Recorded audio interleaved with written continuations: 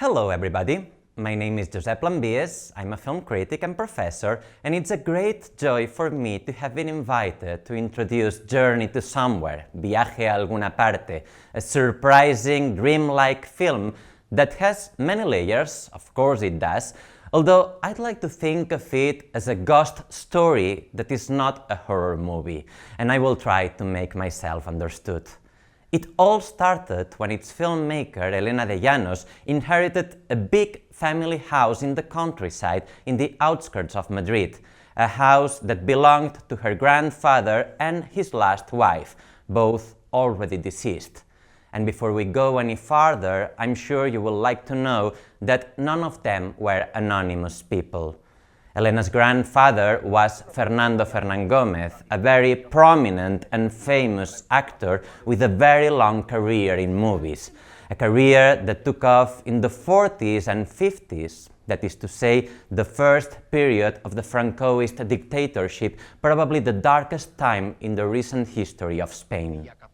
He appeared in movies like Bala Rasa, that mesmerizing moment in the opening scene when he makes his first appearance in the middle of the snowstorm clutching a crucifix, or especially That Happy Couple, Esa Pareja Feliz, a 1953 film that was particularly relevant because it intended to represent the very humble aspirations of the Spanish working class, something that hadn't been done before, at least since the end of the Civil War in 1939.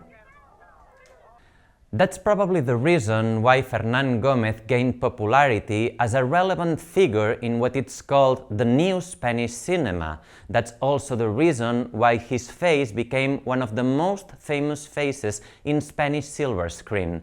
A screen that saw him getting older and older and older and older. Fernán Gómez died in 2007, aged 86, which means that today he would be 103 years old. In the movie that you're about to watch, Journey to Somewhere, he's something of a ghost who speaks to us from beyond the grave. It is worth to mention that his granddaughter, Helena de Llanos, has been experimenting with different ways of using all this old footage that you have just seen so as to hold a conversation with her grandfather's spirit.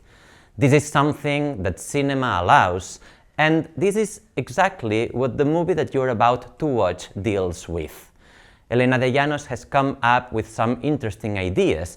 Just for instance, in the movie there is an actor, Tristan Ulloa, who embodies Fernando Fernán Gómez. You will see him in several scenes dressed as a soldier, and what's more astonishing, he speaks with Fernán Gómez's voice. I mean, with his real voice. He has been dubbed with excerpts of Fernán Gómez's parts taken from a huge range of movies that were shot at different points of his career.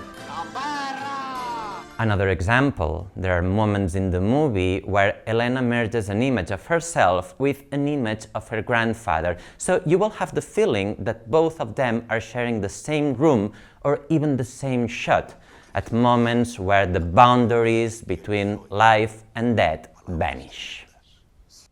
Fernán Gómez is not the only ghost here. You will also meet Emma Cohen, a very famous actress and writer who was Fernán Gómez's last wife.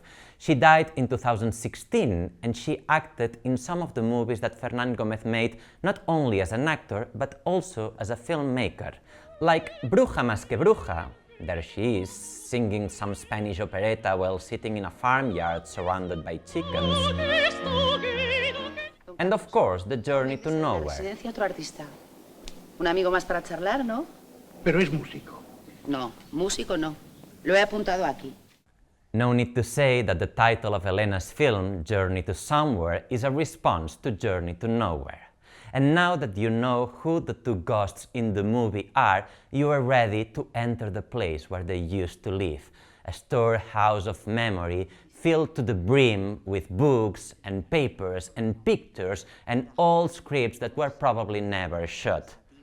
You will need to follow Helena's adventure when she places herself in front of the camera, when she opens the drawers and looks inside the closets, when she decides to scrutinize a cobwebbed, dusty attic full of cardboard boxes, an attic that is haunted by naughty spirits that will come to meet her every time of the day.